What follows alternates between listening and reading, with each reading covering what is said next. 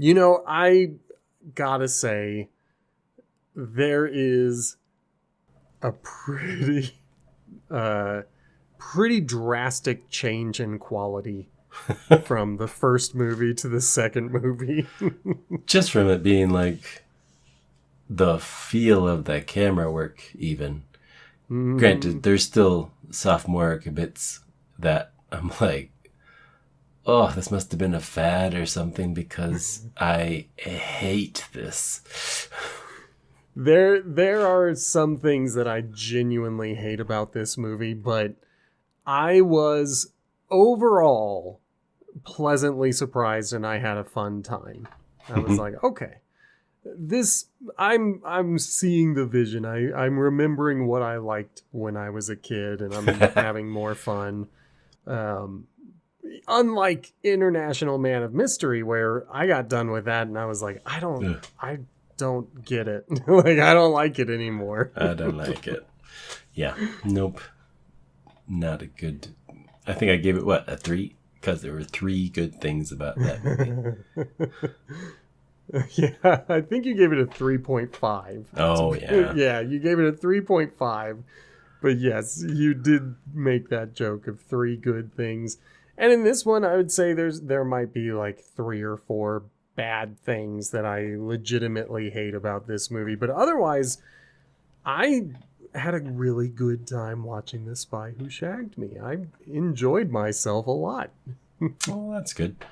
I maybe didn't capture me, but it was very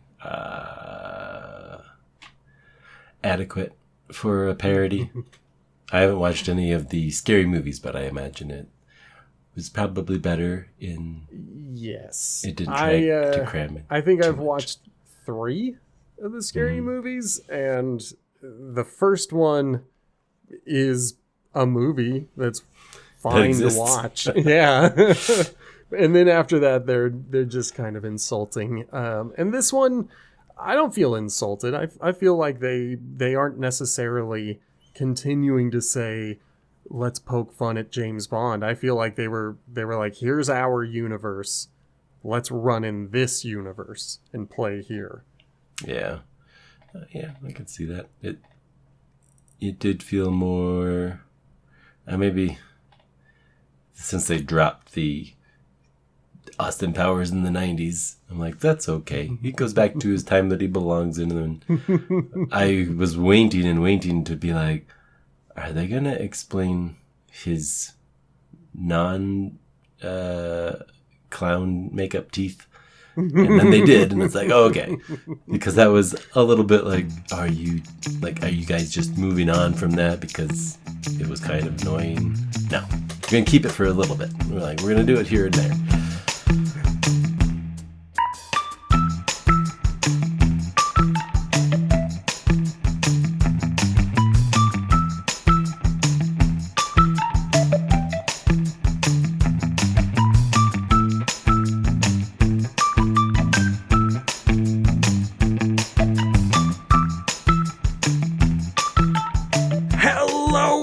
Welcome to Potato Chip Pictures, the movie franchise review podcast. Currently looking at the Austin Powers franchise. I am the Sammy Davis. And I am Justin. And today we are looking at the second movie in the Austin Powers trilogy, The Spy Who Shagged Me, from 1999.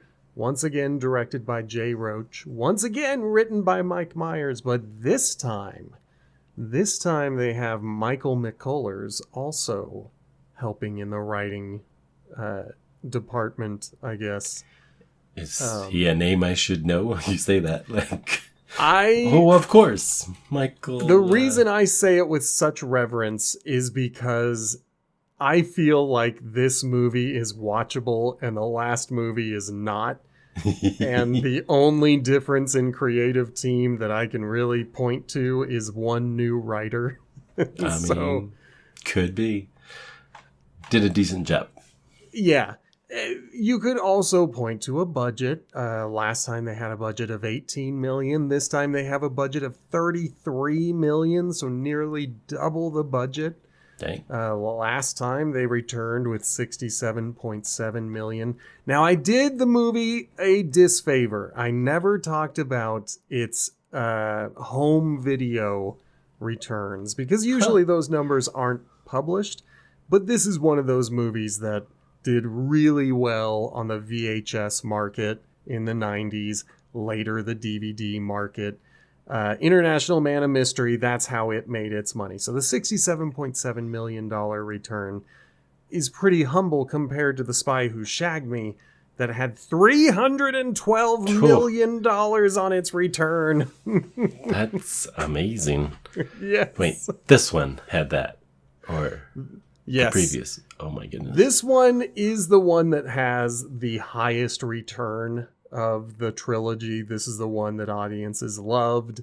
But you could point to the first movie's home video market and say, well, look how well it did on VHS. Clearly the audience was going to show up for The Spy Who Shagged Me. But this was only 2 years later. I don't know if you had that guarantee. Yeah. Know? Yeah. I'm trying to think of how it would have shaken out. I think that makes it either a surprise or maybe they marketed the first 5 minutes as it was, because I wasn't exactly expecting his marriage to be cut short quite as it was, but I do think it was the right call to have Vanessa turn into a fembot and try and kill him, because then you don't have to really explore it, and it goes back into James Bond of, oh, he's single again. All right. Yeah. Vanessa is an afterthought, but I kind of hope that actress was able to have fun with that and be like, okay, we're in this, she but got to be in the movie, so, right? Like, she got a paycheck out of it. Elizabeth Hurley, I think, is still a million times more beautiful than anyone else in the rest of The Spy Who Shagged Me. But I got a genuine chuckle out of two things from the intro. When Vanessa exploded and Austin was just standing there, all exploded as well. I immediately thought about Daniel Craig visiting Vesper's tomb and getting blown up and just standing up and walking away from it. And I'm just like, yeah, spies can't get blown up. That doesn't work on them. A little ringing in your ears. They didn't shatter your eardrums, but you'll be fine. I genuinely chuckled when he said, I'm single again. I was like, okay, that's good. That's a pretty good joke. Let's get into this movie. I'm having a good time. And I really did enjoy the song and dance number again. I mean, I wasn't quite feeling him just being naked. Like, you're single again. Let's go sing and dance naked out in the place. I'm like, I understand that's the move of Austin Powers, but just a little silly. I gotta point it out because I didn't point it out last time, and it was all over the credits this time.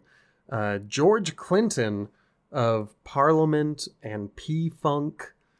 He was a very popular, he was a big funk musician in the late 70s and early 80s, and then he became a producer. He produced one of the Red Hot Chili Peppers' biggest albums, and then he started working on film composition. And this is so unlike everything else that he had done in the past that, like, it blows my mind that the Austin Powers theme is from the same person who brought me Aqua Boogie and some Red Hot Chili Peppers. Like, it's so nuts. I would not have even thought of that. I still don't know exactly much about that person. What you've told me in the past 15 seconds is all. Those of you who are nerdy about music, George Clinton is one of those names where, like, people who enjoy music will hear that name over and over again. I would recommend looking him up. I would recommend learning the history that he represents in music, because he's so understated, and he shouldn't be. He's like, you can pick him out in a crowd. Anyone would know who he is if they saw him. Like, he's but most people don't know who he is because these days he's more associated as a producer. But that's all I'm saying. I like the song and dance. I like George Clinton. I had no problem with a naked Austin Powers. It was continuing the gag from last time. I get the gag. It was just like, I would be as awkward and weirded out as the rest of these people. Like, why but are some you of them naked? are into it, and that's the part that I think is hilarious. Like, especially when he walks by a woman and they're like, "Oh my," and then like he'll hang around the men, and none of them seem to care. So like, no, like they've got in the subtitles, they've got people off screen acting disgusted, but nobody on screen really looks disgusted. There's a couple of people who look shocked. Yeah.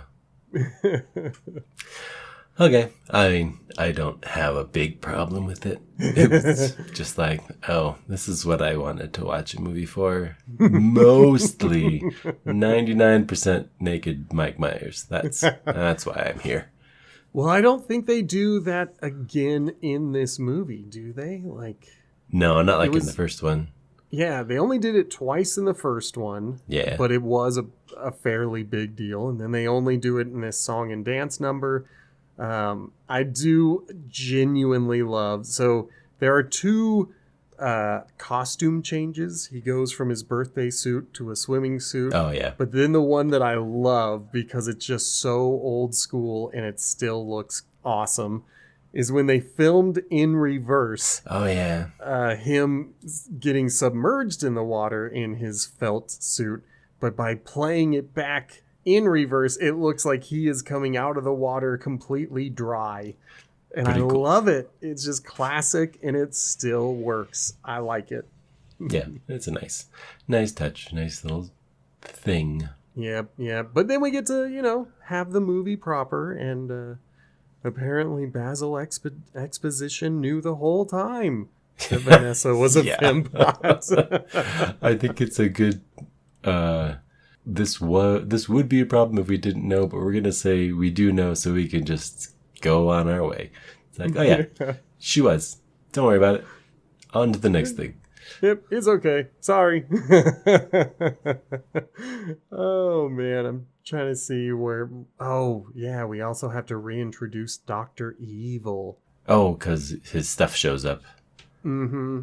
And Jerry Springer. Yes, that's the part I really wanted to talk about. I didn't hate it as much as after I got through it. I was like, that does feel like Jerry Springer, and it wasn't the same as the therapy session in the last movie. Mm-hmm. And like it felt like it matched more the audience, so they can yell at each other and do whatever they want. Mostly okay with it, for tone wise. Yeah, the only thing I'm curious about is how well that will age in the future. Because I mean, I remember Jerry Springer as the show that I wasn't allowed to watch, and therefore would try to watch at any chance I could get. And so, of course, it's got like a core place in my memory. But if I were to show this to my kids in a few years, would they understand the vibe? Would they have heard of Jerry Springer? Like, I don't know. This is the part of the movie that I question the most, where they really shove it firmly in 1999. And they're like, this is where we exist. We've even got Madonna making her first big comeback. She's not going to hold on to it in 3 years when she does the Bond movies theme song. But right now, she's got a huge #1 song that she wrote and put in this movie. So Which one? Beautiful Stranger by Madonna. And humming it all day. Nope. It's played during one of the montages, but it was a number one single around the time the movie came out, and people were like, "Wow, Madonna's back! She's never left. She's the best." But, yeah, it didn't last. Didn't last. She didn't have a lot of hits after that. But well, I think to maybe explain to the future, we don't come back to 99 until the end, so. Yeah. It's nice to be like, oh, well, we left Jerry Springer and we left Madonna, and we won't. We will. Well, here's the thing. The Madonna song and most of the 90s songs happen in 1969. Well, we left the visual parts of the 90s. Yes. Sure. I don't know. The visual scenes of the 90s are gone. We won't have any more Jerry Springer show. But we will have a lot of 90s music. They couldn't use music from 1969. It was 2000 and something when they were filming this. So, no, that's a nonsense. That doesn't make any sense. I was trying to parse that. I was like, is he saying they had a time machine? Yep. Okay. We meet a couple of new characters in the first act. One of whom I like, another kind of takes 2 points off of the whole movie. Like, I hate him so much, and I'm so angry that he exists as a character. Oh boy. The one I like, the one that's good, is Mini-Me. I like Mini-Me. Okay. I think he's fun. I think he's clever. I love that the actor exists. I love that he built a very successful career out of starting out as Mini-Me. And I think it's just because he did a Dr. Evil costume for Halloween one year, and the picture made its way to the production team. And I like it. It's grown on me, and I'm fine with it. And it's counteracted by the thing that I hate in this movie, and that's Fat Bastard. Yeah. Since I hadn't watched this movie before, it was so taxing every time they had to have him on screen, because he kind of is like a henchman, but it's just not worth it. Sucks so hard. Like, he's not funny. I don't like it. It's just a big fat shaming character, and it's not even that funny. And I get it. He does a very good Scottish accent. Like, do it in Shrek in a couple of years, and it'll be awesome. Yeah. Yep. I too would rank them that way. I hadn't watched this movie, so I've only heard bits and pieces of Fat Bastard, but not worth it. And I'm gonna spoil something for the next movie. I know for a fact that he's in the next movie. I don't know if he's a big part of it, but I do know that the character returns. Our 20th century selves yes. would not agree with the 90s that brought him back for some reason. Well, here's the thing. In the 90s, I've never liked Fat Bastard. I've never enjoyed the character. I just don't get it. I don't think it's funny. I just don't get it.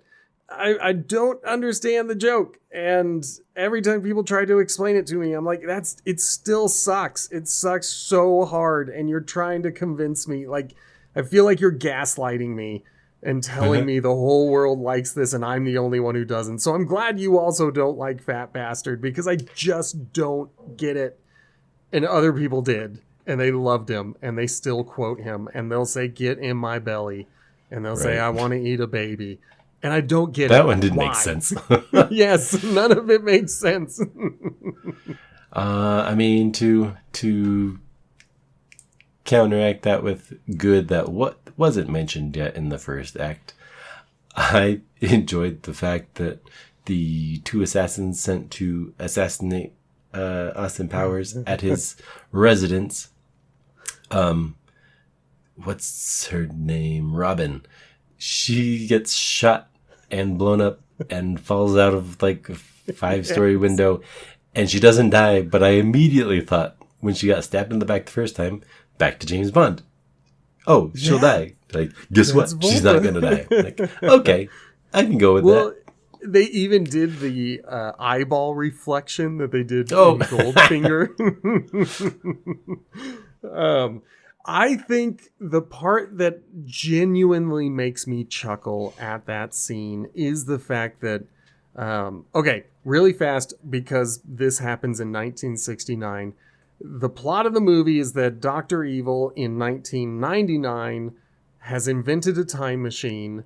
He and Mini-Me are going to go back to 1969, where his assassin, Fat Bastard, will steal frozen Austin Powers' mojo. Austin discovers this when his mojo is gone mid-sex, I guess, with one of Dr. Evil's assassins, who that never turned into anything. Anyway, he now has to go back in time, and so the Ministry of Defense has invented a time-traveling beetle. I love the line from Exposition where he's just like, don't think too hard about it. Like, we're going back in time. Just let us go for this ride. Don't think about it. Like, and so when we get to the party, that's when the assassin shows up. But you had mentioned earlier, and this happens in that same scene, he looks in the mirror in 1969 immediately upon getting there, and his bad teeth are back. Yeah.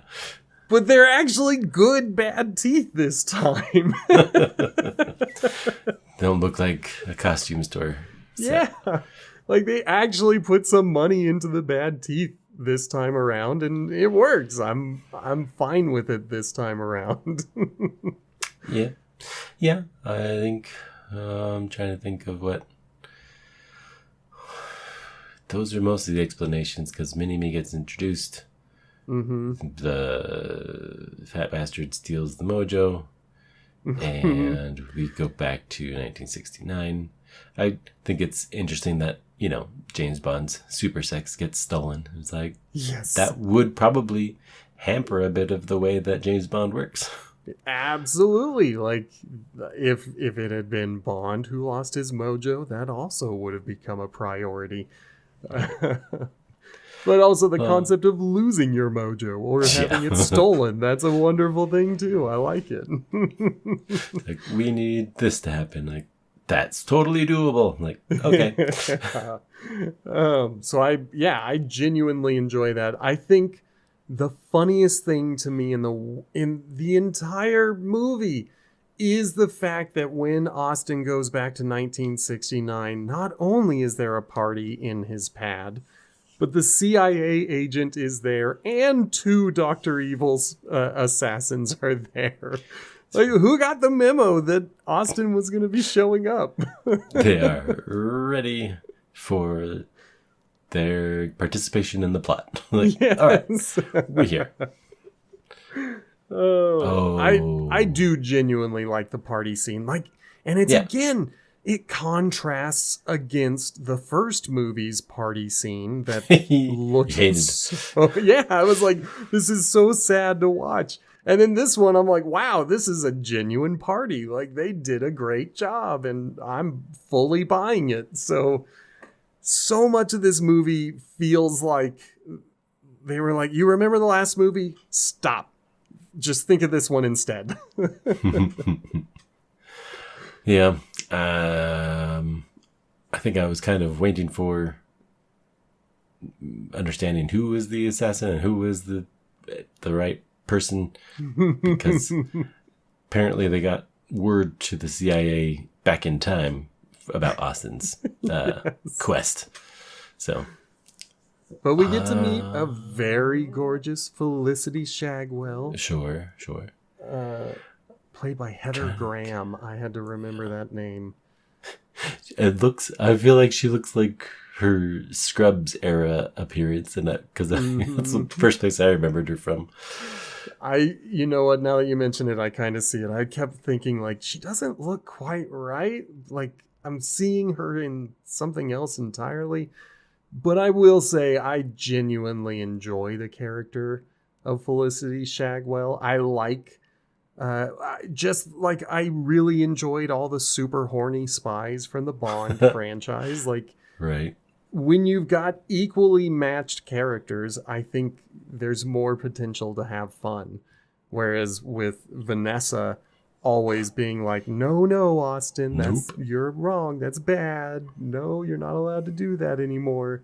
That was kind of a bummer. And now this movie, you've got someone who's like, yes, let's go. Let's do it. That's kind of fun. Yeah. I will say their initial meet and dance to Elvis Costello and Burt Baccarat. I am like, I have no idea. These people, the name sounds familiar, and I'm sure the 69 era would say they're like Adele or something. I was about to say, like, Burt, fine. Like, his excuse was that he was in the last movie and he's back again for the next movie. Fine, whatever. But Elvis Costello, man, like, his music is still on the radio. Like, come on. I have no idea which song you're talking about. I'm gonna have to pull him up to try to name some of the hits, because I don't know. I don't even like. I will admit that it was a long time before I started listening to Elvis Costello, and I think it was because I kept hearing his songs being covered by other people. And now I'm looking at some... I've liked one song, and that was Welcome to the Working Week. I don't know that one, but I think the song in the movie sounded familiar to another one, but I don't know what that one was. Mm-hmm. I think it's a miss for me. Yeah, and as I'm looking at it, I'm like, wow, I thought I liked Elvis Costello more than I do. Because I'm not recognizing any of these songs. Like, maybe I'm thinking of someone else entirely. Right? It could be someone else. Yeah, 1969. So, I mean, that was just a down part of why, like, that part and Dr. Evil having the whole song thing are probably my least liked bits that don't include Fat Bastard. 26 years after The Spy Who Shagged Me came out, if you were to go to Elvis Costello's Spotify page, the banner picture for it is Elvis with Burt Baccarat. We got a clear picture of him, and he's in a nice getup. Yep. So that's silly, but yeah, I was okay with it. Whatever. I really enjoyed getting Will Ferrell back in this movie. Yeah, I love that whole part where he's chasing them in London across the PCH or whatever. London that looks nothing like Southern California as they drive through the highways of Southern California. Like, as they say that, and they stop to take him on and interrogate him, and there's a phone booth. I loved it more. Yes, everything about that little sequence was brilliant. That's what I have to say about this movie. This movie genuinely has 10 out of 10 moments where you're like, I get it. This is why people were obsessed with this movie. But then it also has 0 out of 10 moments where you're like, dang it. They still couldn't do it. But we're in a 10 out of 10 moment. I love Mustafa. I mean, after Mustafa, we'll get to the 0 to 10 moment in a minute. But Mustafa's good. I like that he didn't actually die even after getting shot. Or no, Wait, but he's alive because we're back in time. He did we're in get shot in the future. 1969. Yep. So I did like that. Yes, he got burned and then shot in the future. Oh, and we also forgot to mention that number 2 Yeah. is back. Yes. I don't know if the director or Rob Lowe decided to let's do me playing this actor as a younger man because he hits the tones and everything perfectly. It is so good to have 2 different number 2s. I love Robert Wagner returning with just a small scar on his cheek after being burned to death in the last movie. Like, I love that is how they address it. He's back, but he's got a small scar now. So if you saw the last movie, that's where that's from. And then it's freaking Rob Lowe who plays him in the past. Like, such brilliant casting. And Rob Lowe is going to be number 2 for most of this movie, and he's perfect. He nails it. Yep. He's so good. I think he did a great job. And then another part of the movie that made me laugh out loud was meeting Frau. I forget her name. Frau something or other. Farbissina. Yeah, Farbissina. Frau Farbissina. When we meet Rob Lowe, and he's so youthful and full of life. And then we meet Farbissina, and it's the same actress. And I laughed out loud. Yeah. Which is they planned for that, and they got it. They got their laugh. Yep, they called it, and they got me. It works. Where's... Oh, but that is... Where is it? Oh, okay. I'm trying to think of where we are, because Mustafa happens, and then we go to the headquarters. Mm-hmm. I mean, there is an in-between scene that's going to happen, and I can't tell you the exact timing, but there will be an in-between scene for Austin Powers with Felicity that mirrors the scene that you're probably about to talk about, but I'd rather talk about what happens in the volcano layer. Volcano layer. I mean, yeah, everybody's doing it. But I think I think you should be a poet. Well, so 10 of 10 for Mustafa, 0 of 10 for coffee that is shit. Oh, yeah. Kills. I don't even care what else happened in that scene. I don't remember what else happened in that scene. I was going to say, you skipped like way ahead just to get to that 0 out of 10. Yeah. Like, to contrast the thing that I liked with the thing that I hated. I liked the flow. I liked going from Dr. Evil getting it using Austin's mojo. Then I liked going to Austin not getting it because he has no mojo. No mojo. And then going to Felicity getting it because her job is to find the mojo. And so in that regard, like, pretty good pacing. Everybody's doing it. You are correct. But at least there's a reason for everybody to be doing it. And we get consequences for all of them. We then immediately have Scott coming back to 1969 to ruin Dr. Evil's good time. And then we get Austin confessing his feelings to Felicity, saying, I lost my mojo. That's the reason we couldn't do it. You're the best. I want to shag so much. And then she doesn't get a chance to confess her thing because it needs to be brought up later when it can hurt Austin's feelings.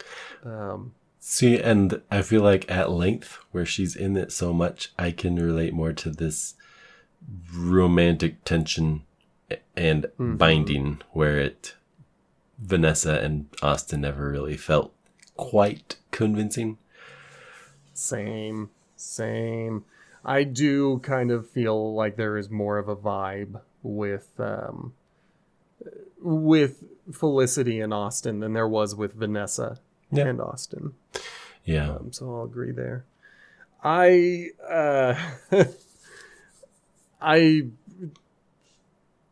don't like that our finding the shit coffee is through going like it's all poop jokes. We start with the restroom where Austin's like, somebody flush it, and Felicity's like, no, we have to collect samples. And then you brought it up, 0 out of 10. They've got a very prolonged scene of, is Austin going to pour the coffee or is he going to pour the poo-poo? Oh no, he poured the poo-poo. Is he going to drink the poo-poo? He's adding sugar to the poo-poo. Oh my God, he drank the poo-poo. And I hate it. Yeah. I'm not even listening to what they're talking. They're telling plot relevant information, and I am so focused on how much I hate the fact that they're making a poop joke here. Yeah. Ugh. I hate it. Yep. 0. So that really cuts into the ranking of the first half. Fat bastard existing and creating the poo-poo joke. Yeah. That's my Contrasted 0 out of 10. Mustafa and Felicity and several other people that counterbalance that. Mini-me for me. Yeah. I enjoy Mini-Me in this. I enjoy the silliness of the plot. I enjoy the upgrade of the costume teeth. There are some genuinely great things in this movie. There's just, in the first half that we are in, there are 2 things that really sucked me out. And one of them, thankfully, is done. We don't have to come back to it. Yeah. Well, so they know where the, what do you call it? The evil lair is in the hollowed out volcano, which when you say it in Austin Powers movie, it's there to remind you that, yes, that would be impossible, Dr. No, for you to put, or not Dr. No. I was going to say, that was Blofeld who did the volcano. Volcano. It'd be impossible to do that. But young number 2 can make it possible. Not like old janky number 2 who only brought irritable sea bass. Yeah. Because he's built a Death Star with a laser that's going to blow stuff up. Like, okay, that's evil villain. You go be evil villain. He does that. Okay, I didn't need to get distracted by him getting it on because of the mojo. Because that's like, okay. But what about getting distracted by him stealing from the 90s? I loved all of Dr. Evil becoming culturally aware of the world. For the 90s. Always wanting to talk about it. Yeah, like he steals 2 songs from the 90s. He makes references to Jerry Springer style talk. He makes a couple of references to movies and bands that are at least past the 60s. And I get a small chuckle out of all of them. I get a big chuckle out of him demanding $100 billion in 1969. I laughed just as hard as the president at that one.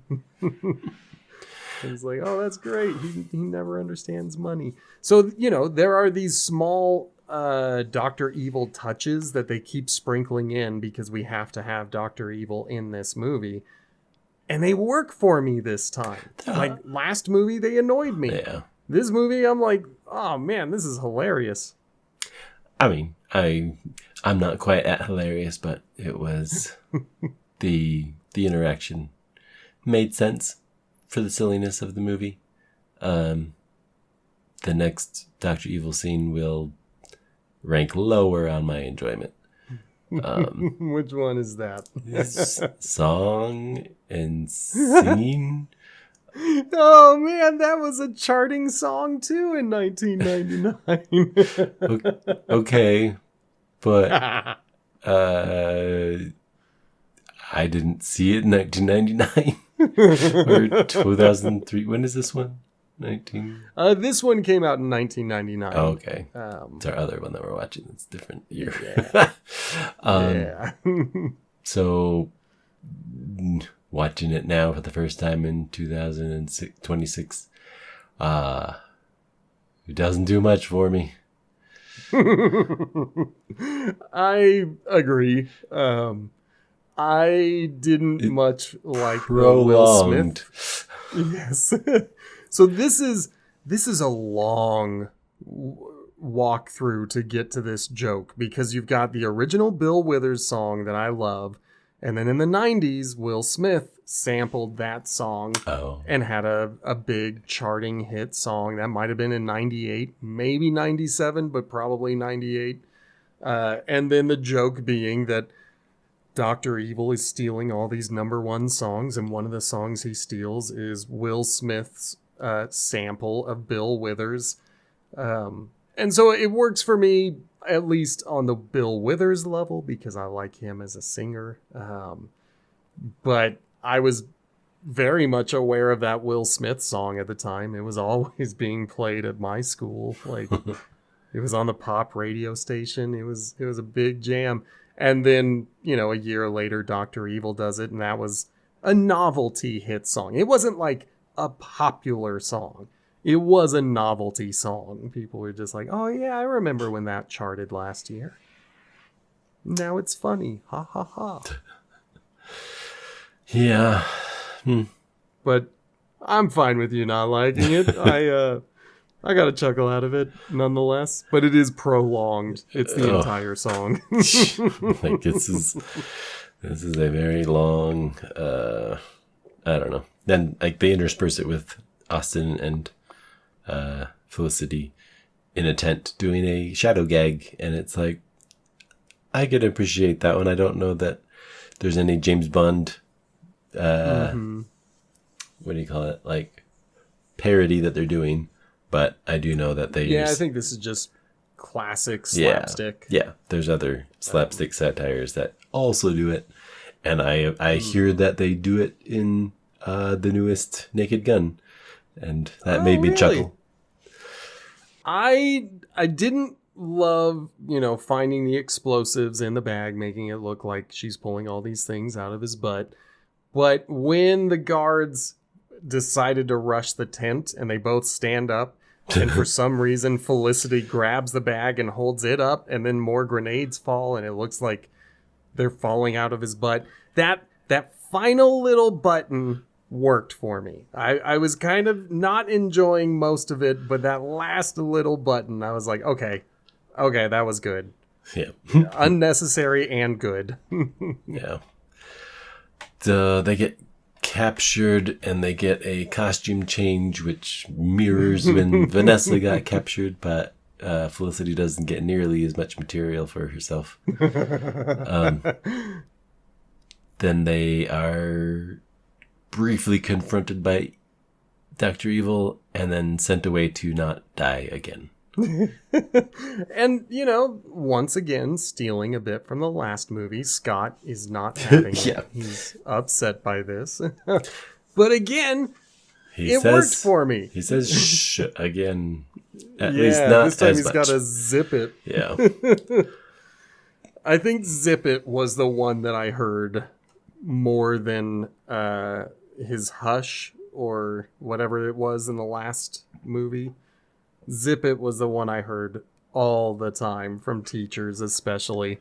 And keep in mind, I had maybe 4 years of school left after this. I was at the end of my secondary time. I guess I was a freshman when this movie came out. But that was enough time to hear teachers doing their own renditions of Zip It for the next few years. Maybe the teachers were the right age to appreciate the juvenile humor.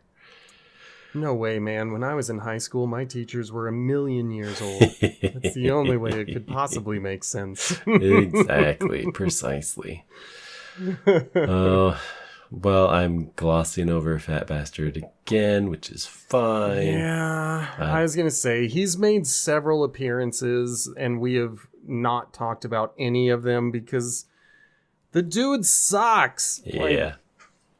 He just sucks. But he's also in this movie. We're sorry to anyone who loves him. You can write us an email at potatochippicturespod@gmail.com and tell us what we missed. Tell us why you think Fat Bastard was great. And you can detail all the scenes that we didn't even talk about. Oh, now I'm trying to figure out where everybody was because they go to the volcano lair and get captured, but then everybody ends up on the moon base. But only Austin has to take Apollo 11 to get there? Yeah, I was going to say, Mini-Me and Dr. Evil go voluntarily. They're not being chased. They're not being threatened. They have captured Austin Powers, and they are convinced that he is going to die. So they get on their rocket ship. They have a fun little gag about, how much of a countdown to do.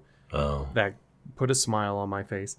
But when Austin and Felicity, of course, escape their easily escapable thing and make their bad puns, they then escape the volcano layer. They learn about the penis-shaped rocket.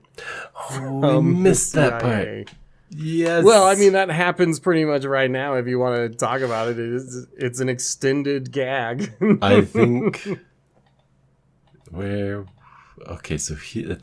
so they're put into their prison and they go, but there's 7 or 8 cuts where the previous sentence gets ended as it was going to be ended, but with a new person saying the word. So it's like enormous flying Willie. It's Willie Nelson. What's that? It looks like a giant Johnson. Where it was General Johnson. just long enough. It had just enough, and they all hit the same funny bone. I was okay with it.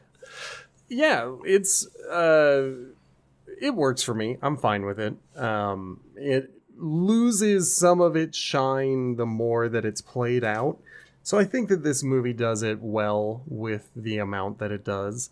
It's enough to be funny, and then at the very end, they will come back to it, but I think they only do it once or twice, like the cuts. So they understood, they did it the first time perfectly. The second time would have overstayed its welcome if it kept going. Yeah. So I think just the callback was plenty. But I do genuinely enjoy, and I think it was... Willie Nelson and Woody Harrelson. Those two cameos were the ones that made me laugh the hardest because I was like, oh my gosh, yeah, those are both names for penises. I think I had remembered Willie Nelson, like I'd seen a clip or something of that exact one, but I did not remember Harrelson. Yeah. And this was before big time comeback Woody Harrelson. Right. He's got this listful look on his face as though you guys don't understand. In a few years, I'm going to be a hot commodity in Hollywood. You're all going to want me. I guess so. Yeah. Oh, man. Well, they go to turn it off, but Austin has to fight Mini-Me and shoot him out into space, and it's all right.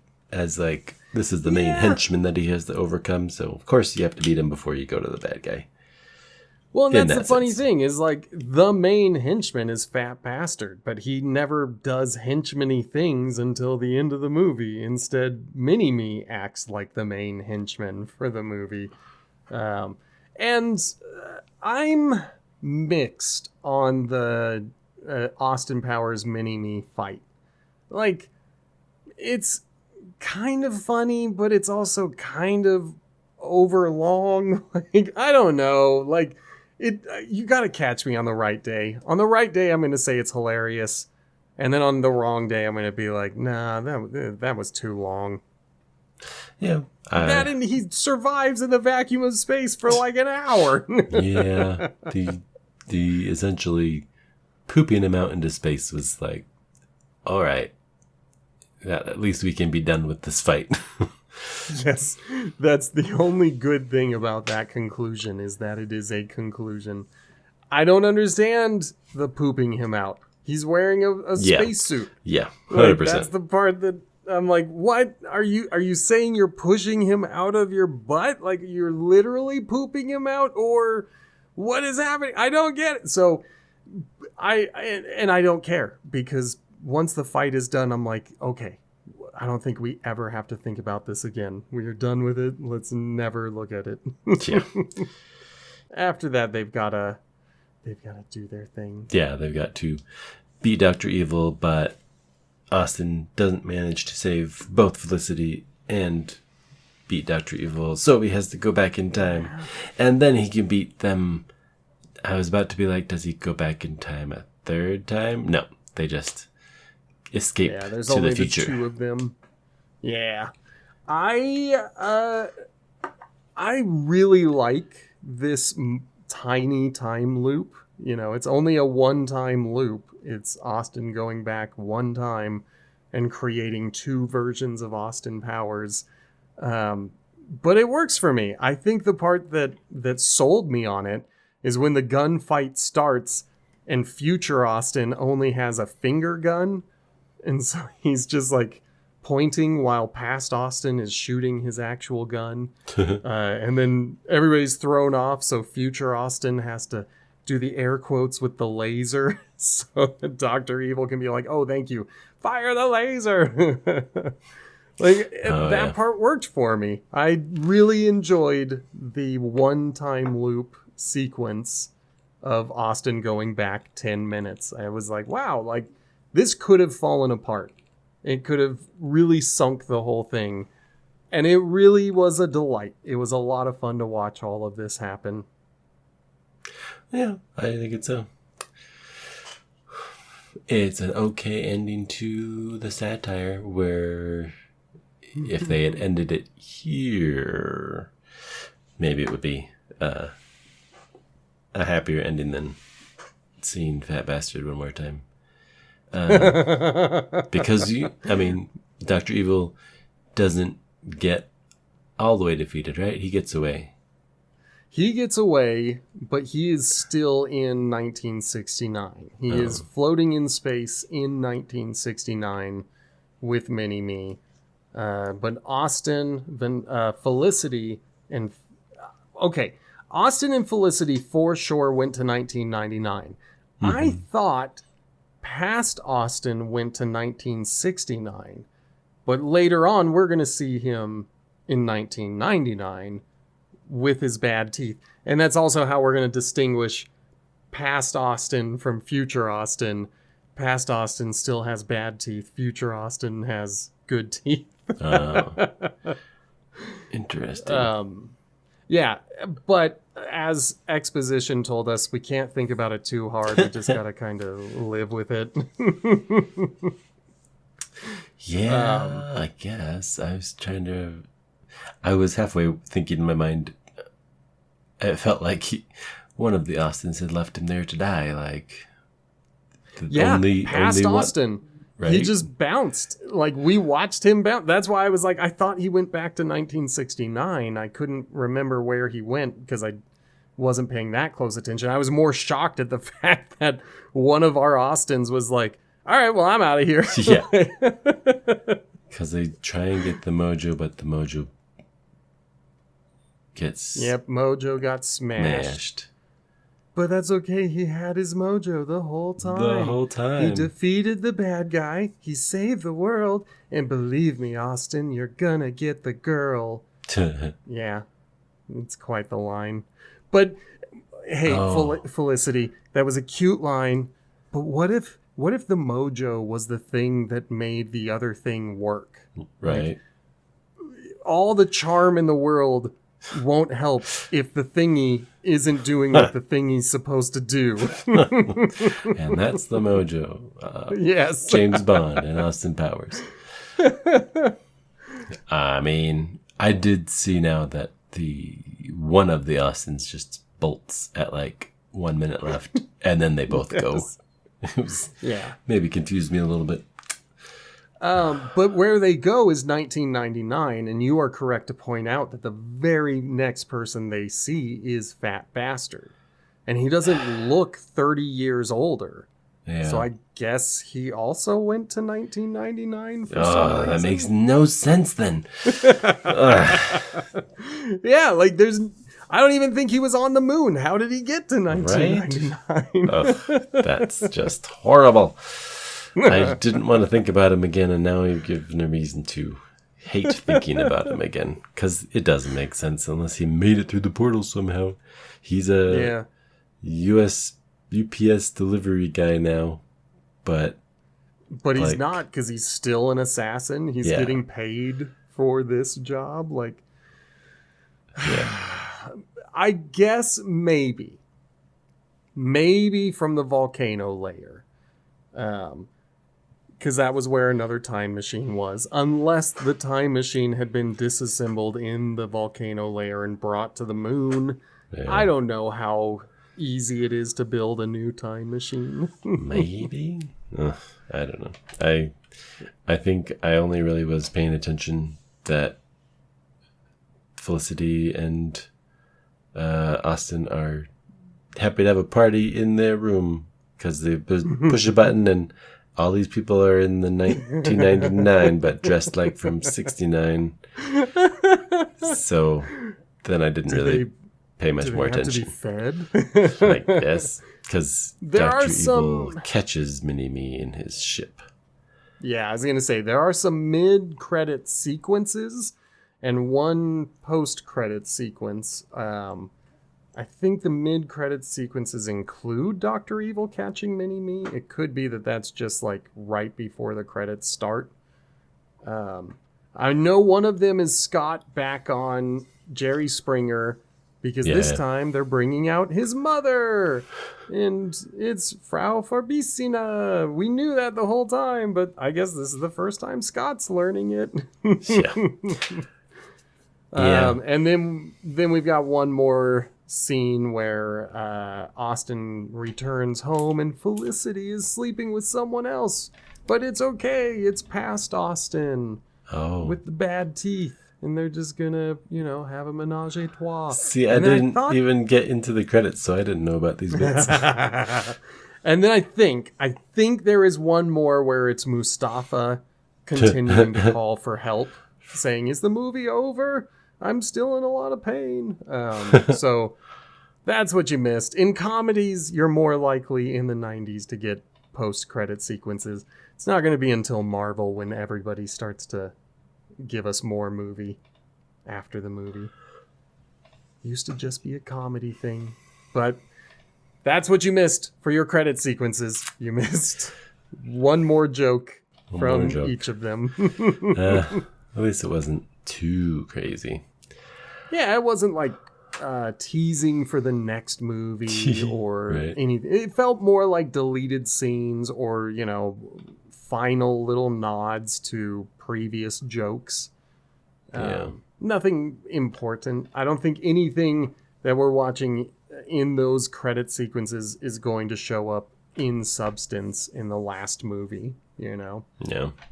So you didn't miss anything. Well, all right. I won't miss too much about this one. Okay. Well, let's do it then. On this show, we offer ratings. I'm going to say it wrong every time. On this show, we offer ratings, not grades. The key difference there is where you find the average. In a grade, you say the average is a 7 out of 10, and you weight everything higher so that people will fall into your average of 7 out of 10. But in a rating, the middle is a 5 out of 10. That's where you find the average. And so when we say your favorite movie was a 5 out of 10, it's not that it was a bad movie. It's that we found it to be in the average for us. So with that said, Justin, how would you rate Austin Powers, The Spy Who Shagged Me, and why? The things I liked were more than the things that I disliked, because most of the dislikes come down to singular characters, some scene choices, and just overall less to actively dislike about this one. As a sequel to the first one, I I didn't get my hopes up. I think I enjoyed the romantic pairing of two super spies to make it through the whole movie. And it's like, okay, so if she died or something, it would, like, if she turns out to be a fembot in the third one, I might chuckle, but I might also be like, you did that already. I actively dislike Fat Bastard and extended musical sequences. And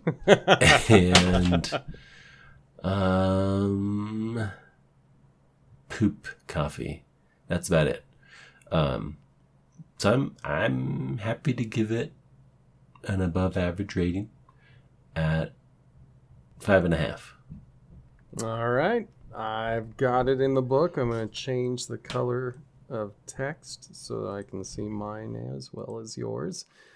I'm with you everywhere. I'm going to say I watched this movie twice over the course of the last week. The first time I watched it, I think it was right after we got done recording. I was like, this movie's only an hour and a half long. I'm going to watch it. Yeah.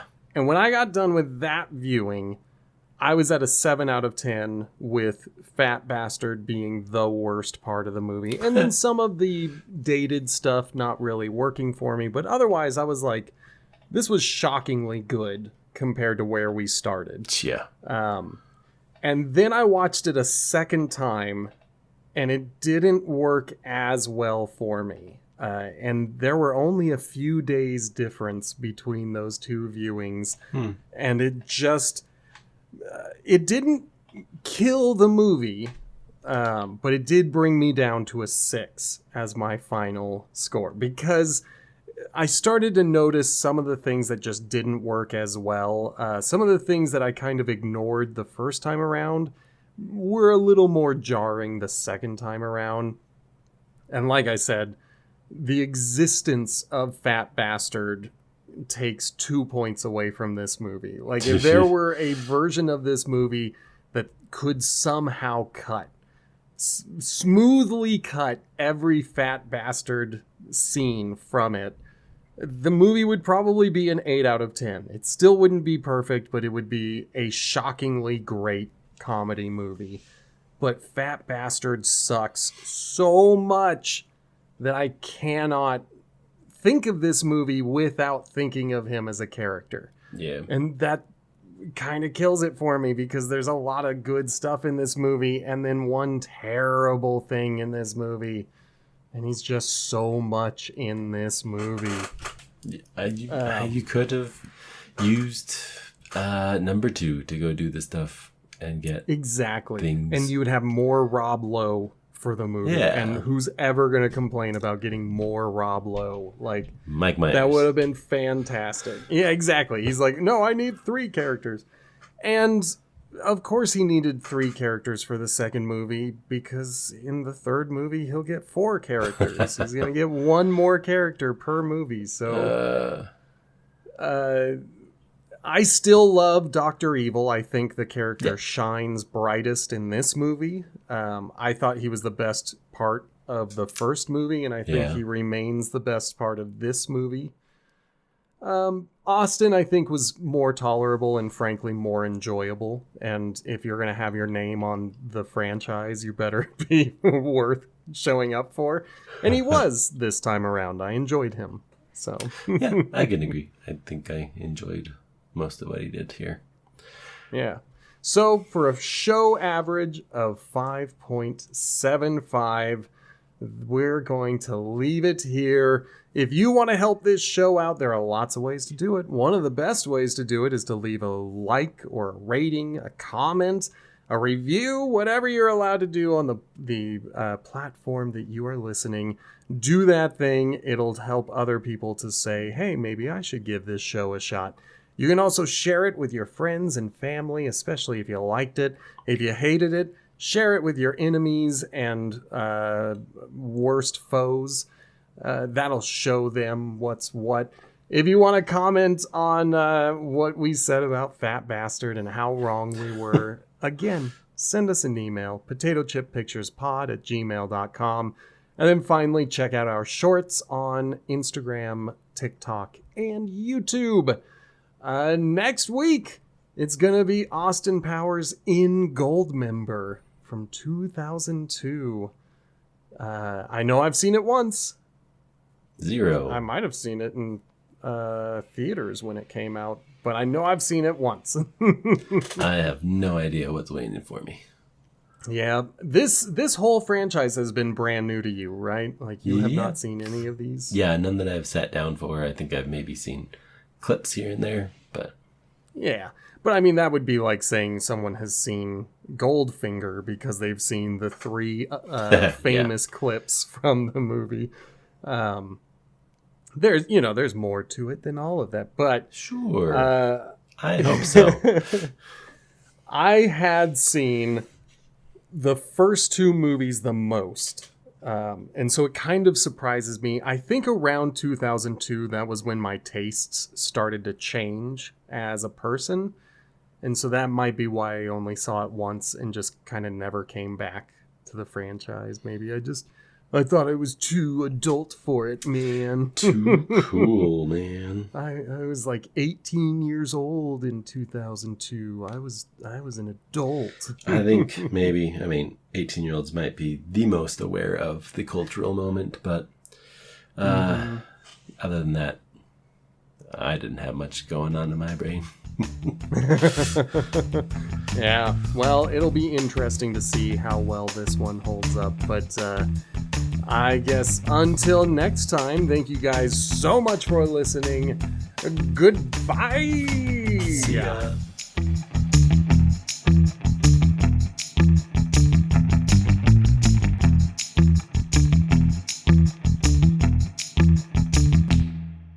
There are some things where, like, I don't necessarily need to talk about every tiny scene. I don't need to talk about Fat Bastard arriving at the volcano lair and everyone thinking that the volcano's about to erupt.